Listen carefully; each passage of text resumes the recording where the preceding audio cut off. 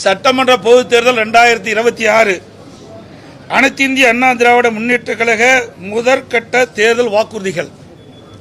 தமிழ்நாட்டின் 17வது சட்டமன்ற பேரவைக்கான பொது தேர்தல் விரைவில் நடைபெற உள்ளதை முன்னிட்டு மக்கள் நலன் ஒன்றை மட்டுமே குறிக்கோளாக கொண்டு செயல்பட்டு வரும் அனைத்து இந்திய அண்ணா திராவிட முன்னேற்ற கழகத்தின் சார்பில் அளிக்கப்படும் முதல் கட்ட தேர்தல் வாக்குறுதிகள்.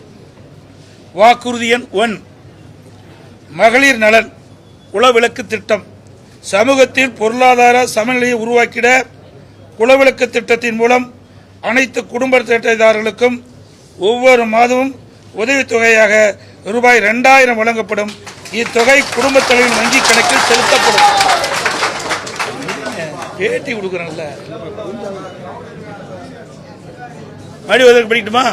கொஞ்சம் கம்மன் இருங்க தம்பி, தயவு செய்து அப்புறம் எல்லாத்தையும் வெளியே போக சொல்லிடுவோம். அப்புறம் இது பேட்டி கொடுக்குறேன்ல. வாக்குறுதி எண் 1, மகளிர் நலன் குலவிளக்கு திட்டம்.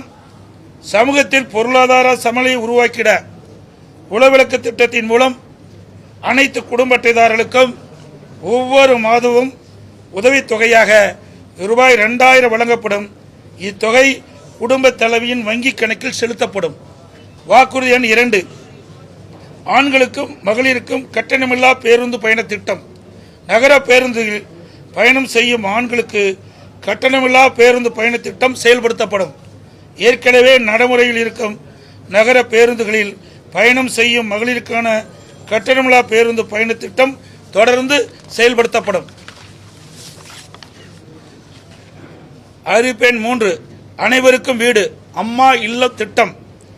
அம்மா இல்லம் திட்டம் மூலம் கிராமப்புறங்களில் குடியிருப்பதற்கு சொந்த வீடு இல்லாதவர்களுக்கு அரசே இடம் வாங்கி கான்கிரீட் வீடுகள் கட்டித்தரப்படும்.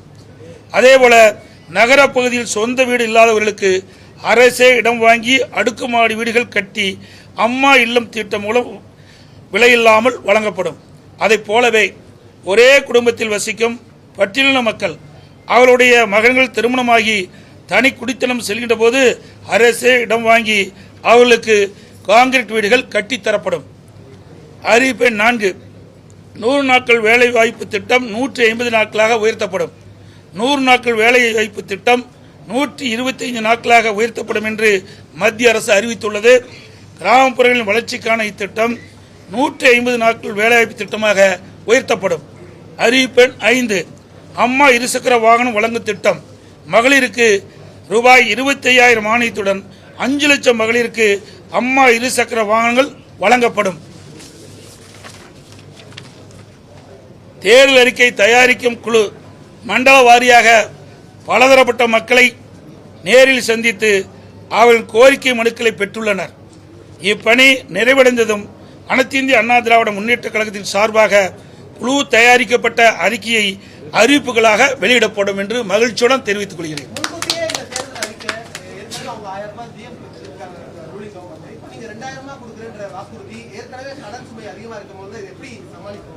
அவர்களுக்கு திறமை இல்லை, எங்களுக்கு திறமை இருந்தது.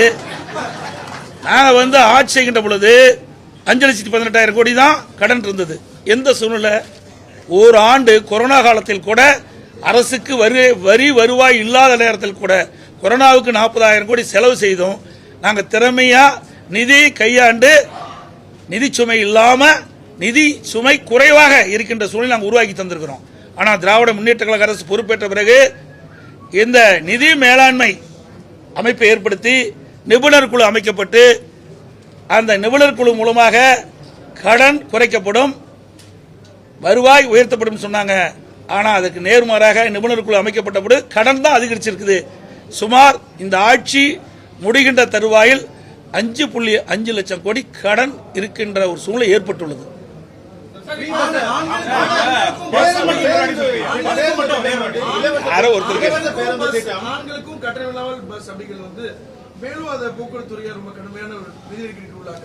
அதுதான் நான் சொல்றேன்ல, நிர்வாக திறமை இருந்தால் எல்லாமே சமாளிக்கலாம். நிர்வாக திறமையற்ற சிரிக்கின்ற பொழுதுதான் இந்த கடன் சுமை அதிகரித்துக் கொண்டே இருக்கின்றது. அதெல்லாம் இன்னும், அதாவது 2ஆம் கட்ட தேர்தலுக்கு முழுமையாக வெளியிடுகின்ற பொழுது இன்னும் பல அறிவிப்புகள் வெளியிடப்படும். இப்போ எங்களுடைய தேர்தல் அறிக்கை தயாரிக்க குழு ஒவ்வொரு மண்டலமாக போயிட்டு இருக்கிறாங்க, மக்கள்கிட்ட மனு வாங்கிட்டு இருக்கிறாங்க. இப்போ இன்னும் கோயம்புத்தூர் மண்டலத்துக்கு போகல. அங்கே போய் பலதரப்பட்ட மக்களையும் சந்தித்து அவருடைய கருத்துக்களை விண்ணப்பம் மூலமாக பெற்று அதையெல்லாம் சேகரித்து அந்த அறிக்கையாக தயாரிக்கப்பட்டு அது ஆய்வு செய்யப்பட்டு அதை அடிப்படையில் மக்கள் என்னென்ன நினைக்கின்றார்களோ அதை எங்களுடைய தேர்தல் அறிக்கையில் இடம்பெறும்.